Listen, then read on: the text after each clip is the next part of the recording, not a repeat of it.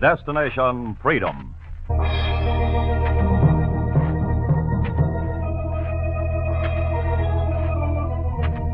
Destination Freedom, dramatizations of the great democratic traditions of the Negro people, is brought to you by station WMAQ as a part of the pageant of history and of America's own Destination Freedom.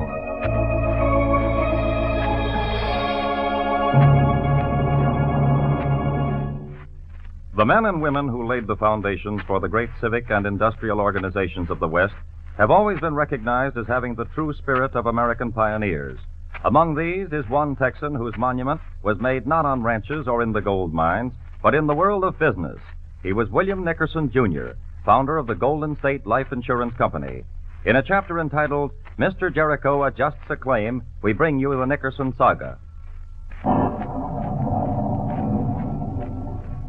Yes, Chief. I know the souls have to be collected on time. I'm going right now. I'm gonna lay down my sword and shield down by the riverside. Down by... Oh, all right, Chief. All right, I'm on my way.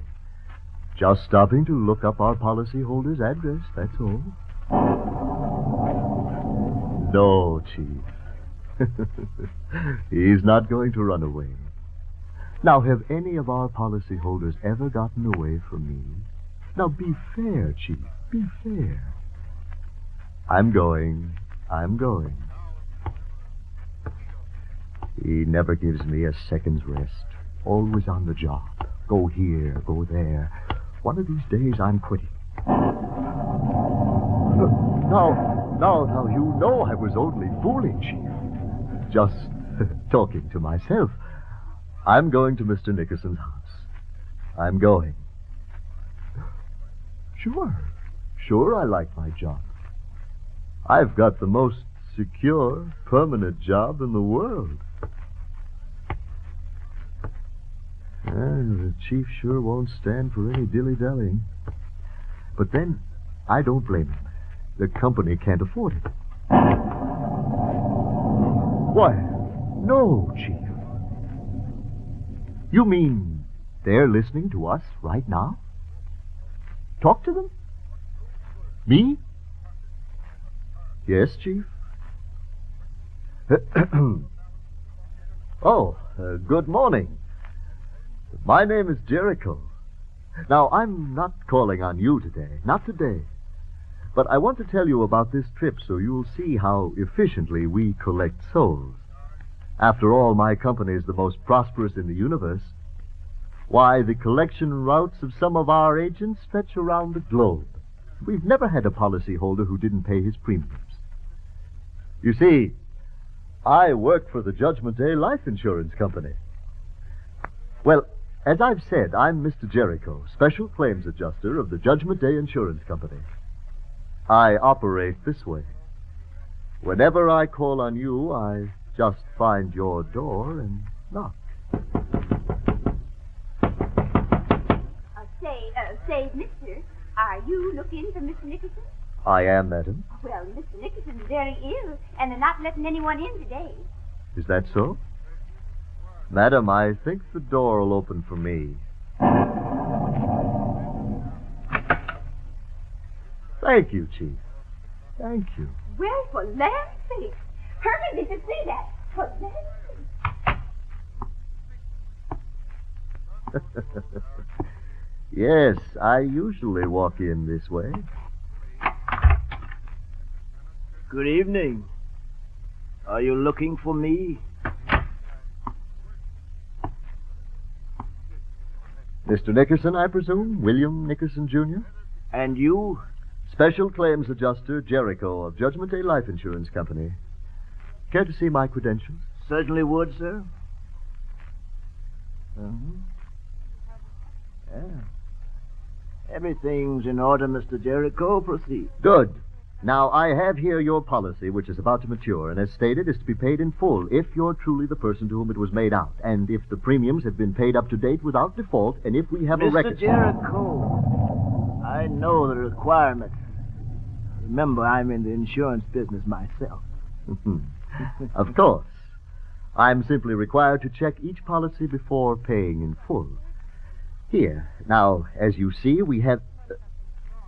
Is there something wrong? Well, now, I don't understand this. What is it? I knew the front office was rushing me. I knew it. Look at this. Your policy's not scheduled to fall due until 10 years from now. Is that right? Precisely. Well, every company makes mistakes. Even Judgment Day can come too soon, I suppose. I'll be going now. If you live a normal life, rest often and work moderately, I won't be due to call on you until 1955, 10 years from today. Good day, Mr. Nickerson.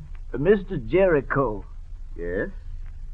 suppose I decide not to change my way of living, go on as I've been going.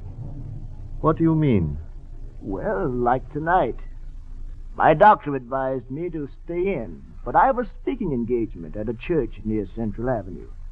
I think I'll go anyway.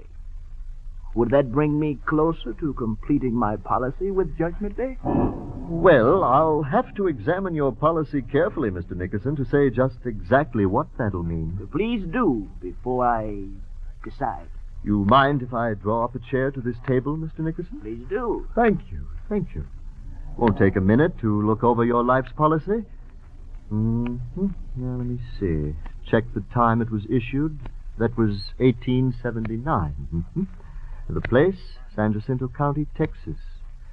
And the agent of my company who sold you this life policy was... Say, Will. Oh, Will, are you ready?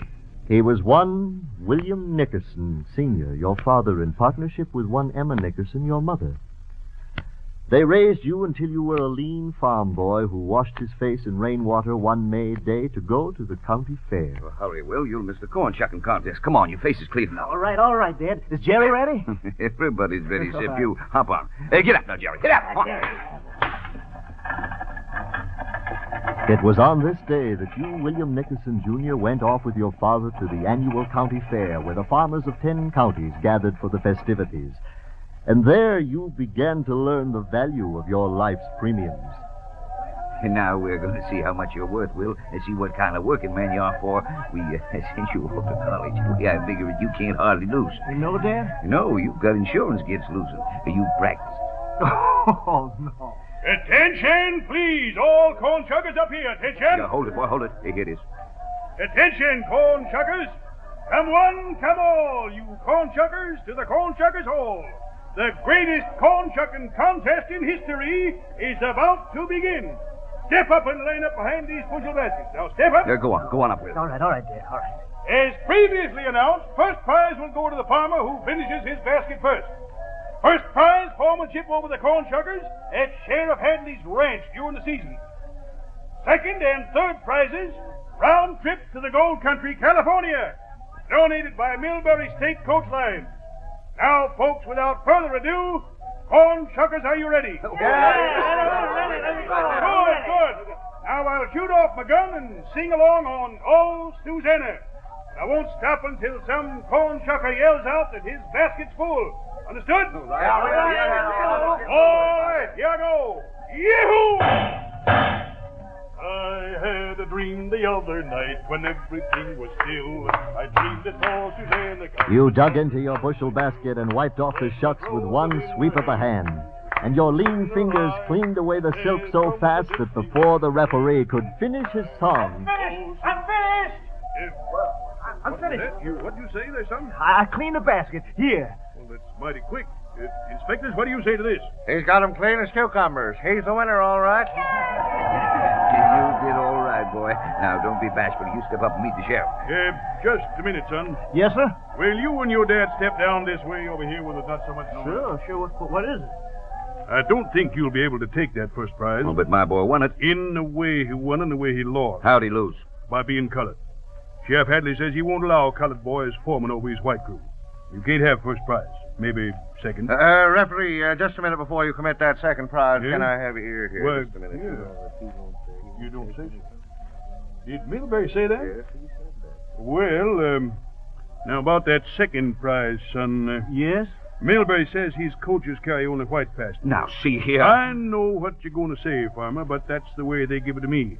They would have told you in front, only they didn't expect you'd win. It was a contest only for white winners, and that's it. Of all the ways to cheat a man out of winning, white supremacy is the worst. You said my practicing had insured me against losing. It did, but you didn't have anything to insure you against race prejudice. That's the kind of insurance you gotta find someday. Premiums on prejudice are too high to pay. Come on, maybe we'll make enough money from this year's crops to pay your way through college. Education's kind of insurance, too. Mm-hmm. Oh, yes. I see here in your premium book that one of my company's discredited agents, race discrimination, was working that route. I see here how he collected from you, William Nickerson, early, very early, and kept collecting.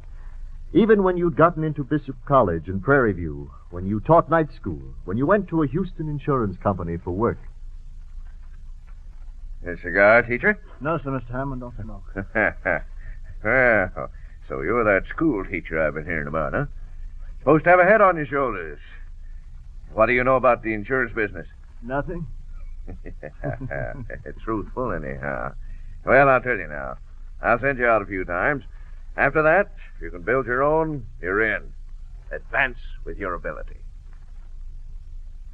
Now was the time, William Nickerson, when you were introduced into a world of mortality tables, compilation rates, plans to protect men against the hazards of life, of policyholders whose premiums were high and whose incomes were low. You went on the rounds of the county, walked with long strides from one end of your collections route to the other. And one evening you talked to a farmer. Will that policy pay off if I should die unexpected like? It covers everything. Even an election? That ought to be pretty safe. It ought to be, but I'll take out one of your policies. Will it be on me by the time of the election? If you keep up the premiums. Good. Be sure to come round and collect regular between now and the primaries, will you? I want to be well covered for those elections. Well covered. And so you insured the farmer with a life policy and covered the members of the Farmers Voters Committee, too, and walked the 5 miles outside Houston every week to collect the premiums. You added more farmers to your route and eventually bought a horse and buggy so you could keep up with the farmers. And on election day, you were making your rounds to collect policy premiums.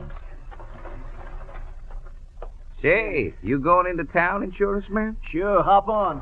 Up there, man. Up there, boy. Where do you want me to drop you? You know what day this is, don't you, Mr. Nickerson? Elections. Take me into town. Some folks been telling me it's real dangerous to try to vote in a Texas primary. They've been telling me that all my life. But this time, me and some of the farmers are going to start it. Now, drive like you were taking me to a fair, not a funeral. After all, I'm well covered by your policy, ain't I? You, William Nickerson, the insurance man, finished your collections route and wheeled the buggy into Houston and down Marble Street to the voting booths. Whoa, that's a place over there. I see some of the men from my voters' league waiting for me. Yes, but there's another group over there with guns.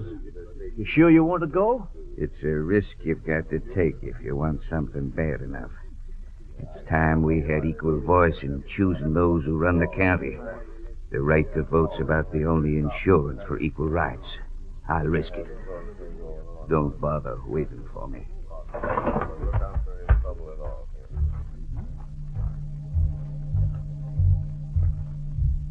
But like a good policyholder, you waited while the farmer walked toward the voting booths. Saw him move ahead. Saw men reaching for him. Saw the other farmers coming in to help him. Heard the shots. You saw the farmer stumble in the dust. Saw the crowd gather. Heard the shouts. Wheeled your horse down the streets. Pushed ahead over men who grappled for your reins. Pushed ahead until your horse and wagon were clear and rolling down the streets.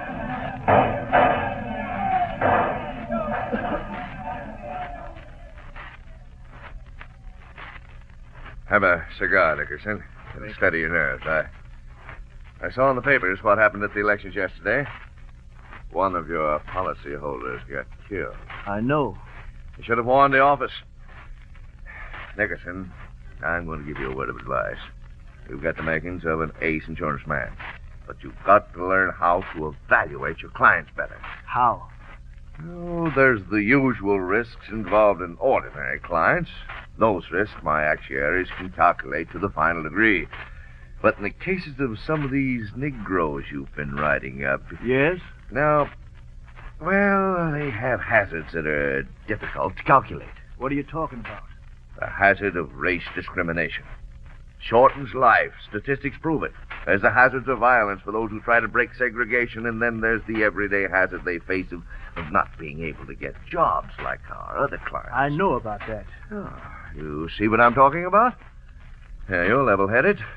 College man, be careful of those who seem too risky. I see. You know, we could cut down on the risks of discrimination by hiring Negro workers. Oh, now listen here. So that's the way it is. To deny a man a job is as bad as denying him the vote. The right to work is the right to live. If you open your doors and practice democracy yourself, help lower the living risks of Negroes. Nickerson, I'm afraid you don't understand. Suppose you go back to your collections, leave me to my own business. All right. But I don't think I'll bring you any more policyholders. Huh? People need insurance. This is the only company that'll take them. I'll find a company that won't add to the risks of its policyholders if I have to build one myself. That was a promise you meant to keep. So you went about Houston, got together with men you knew and trusted. Grisby, Perkins, Green, men who knew and trusted you. And together you planned a company. Gentlemen, I propose that we unite and organize a new insurance company. Stake everything we have in it until it's on solid ground, and then open it to all men, all creeds and colors, and fight to decrease the risks and hazards of living and not increase them. Right. I agree with that. Your proposal was accepted, and you settled down in the town of Houston, saw the business thrive, settled back inside the community, grew with the years until you were considered old and safe, a man of the town with 8 children, a man who had no business on that June day of 1921 trying to register to vote.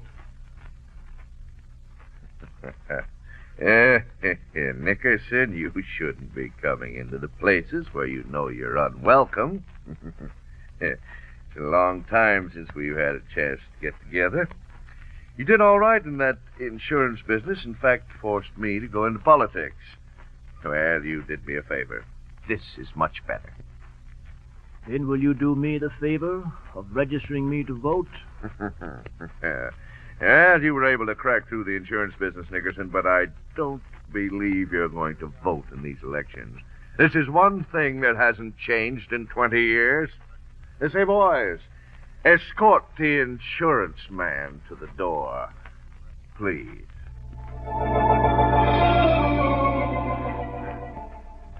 You went home to your wife, Bertha, and your children, and to them unfolded your plan to form a voters' committee. You went to the county courthouse to register every registration day. Again and again you were refused.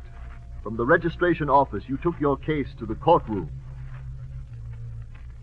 Well, I don't know that this is any different than other cases. The court rules against plaintiff William Nickerson and rules that the county officials acted in their legal right to deny registration to Negroes. Does that settle it, Nickerson? No, it doesn't, Your Honor. Now, you see here, the court's decided. That's your opinion, Your Honor. But is there any law against me seeking the opinions of a higher court? She's talking about it. You're going to make more trouble on this thing?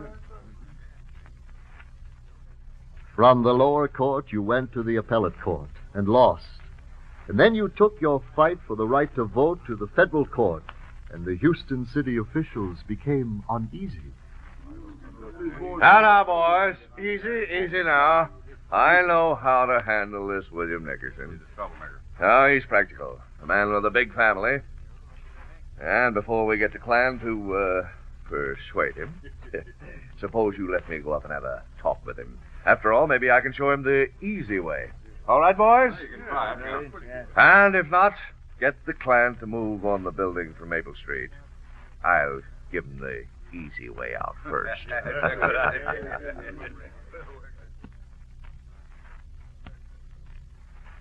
you've got a fine house here, Nickerson. I wouldn't like to see it destroyed or anyone get hurt. For old time's sakes. What do you want me to do? Oh, to put it frankly, we want you to call off these voting suits in court. Can't you see you're doing well in Houston? You're practically free, practically got everything you need. Why push for these voting rights? Being practically free is not being free. Ah. You're an insurance man just as I am. You know something about risks. I like to play it the insurance way. The more policy holders, the better the benefits. I'll go on with the court fight. Stubborn. Always was stubborn. You know the risks of being a Negro where there's race discrimination. I don't think you will survive the hazard, Nickerson.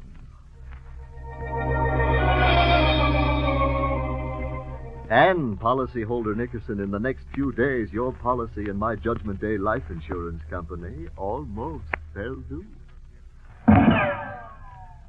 They're coming down the streets now. Will, what'll we do? Our neighbors are armed and ready, Bertha. They won't get far. Mobs don't run into gunfire willingly. Now keep down. Keep down and watch the children. Watch the children.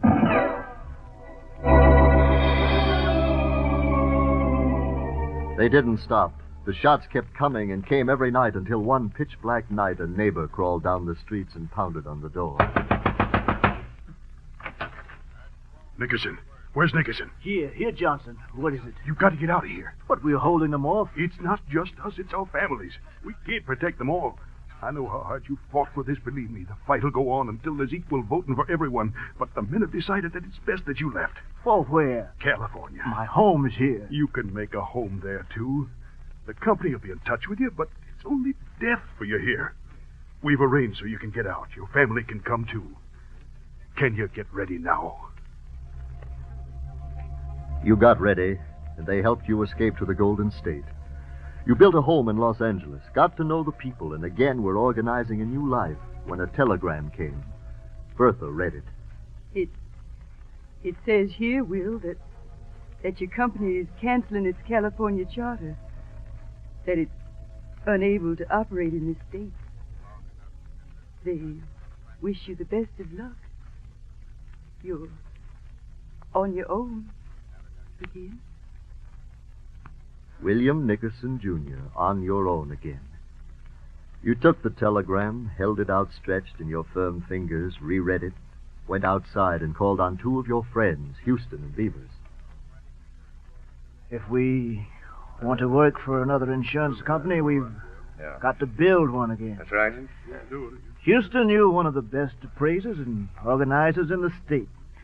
Suppose we go up to San Francisco, consult the best lawyer, to learn just how to go about setting up an insurance company. Agreed? It's a good idea, yes. Good, yeah. You can get away with it.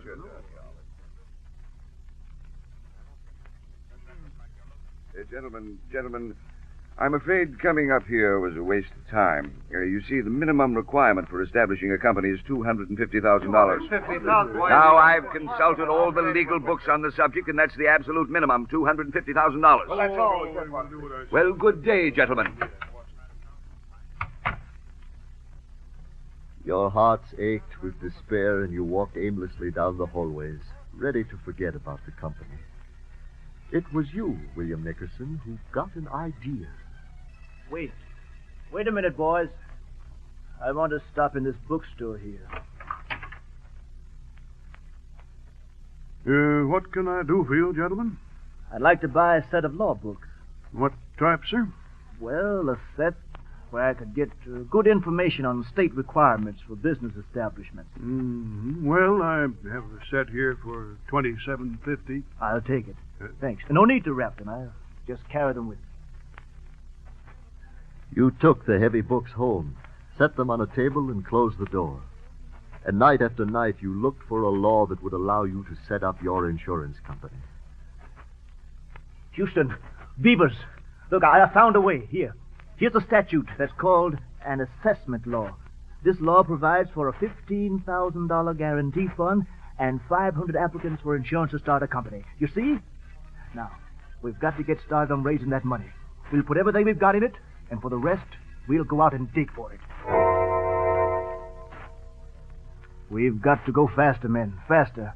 Our competitors know we're working to set up a company. They've helped pass a law that triples the requirements. If we don't have our charter in 2 weeks, we're through. May 1925. Your application for a charter for a new insurance company, Golden State Mutual, has been accepted. You may proceed with the establishment of your company.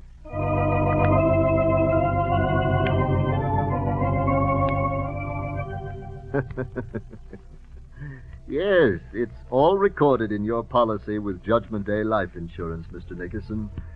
Your risks and your premiums, your driving, your building, until the company stood as one of the strongest in the country, with policyholders in the hundreds of thousands, assets in the millions. And still you have not found peace. Your goal now is a fair employment law for California and the nation. Now, Will, where do you think you're going? Stay home and rest. Never mind, Bertha. I'm on the state's committee to get a fair employment practices law passed in California. We're meeting tonight. But you're tired and it's raining. Will, you ought to take that... Now, Bertha. We faced rougher times than this in Texas to get the right to vote. A little California rain's not worth the risk of losing fair employment practices. How many times have you said that to your wife as you did tonight before I had to pay my call? Then gone out and come back, but to go out again and again when you could have stayed inside, as I must advise you to do tonight. You must. As you see, I've checked through your life's policy, and I see why Judgment Day Life Insurance Company expected you to collect your benefits before your time was up. You're still going around California demanding a fair employment practices law? Yes. You see, my policy hasn't changed since I found I couldn't get my first job because I had no insurance against discrimination and race prejudice. I provided people with one kind of insurance, but I want to see that all people are insured against bigotry and prejudice. Fair employment's the best insurance I know of for that. I'm going to make that speech tonight. Each word I speak that advances the cause of human equality is like reducing the premiums people have to pay to live. Peace and equality for all peoples, still the policy I'd like to sell. Well, good night, Mr. Jericho. I'll leave you to adjust that policy. Good night, William Nickerson. Yes, Chief. He just went downstairs and out into the rain. His policy? It was all quite in order. Premiums paid in full. The benefits are long overdue. Yes, Chief, I'll sign it. Adjuster Jericho, Judgment Day Life Insurance Company, April 1945. He was one of Judgment Day's best clients, Chief.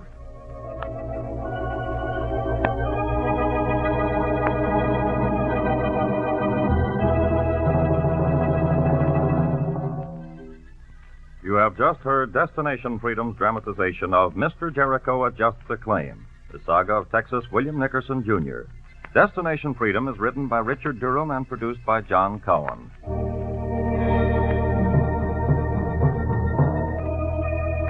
The role of William Nickerson, Jr. was played by Fred Pinkard, and George Kluge was Mr. Jericho.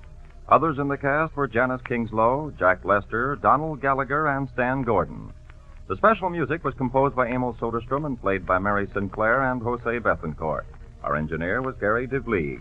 Sound effects were by Cliff Mueller. This is Charles Chen inviting you to be with us next Sunday for Destination Freedom.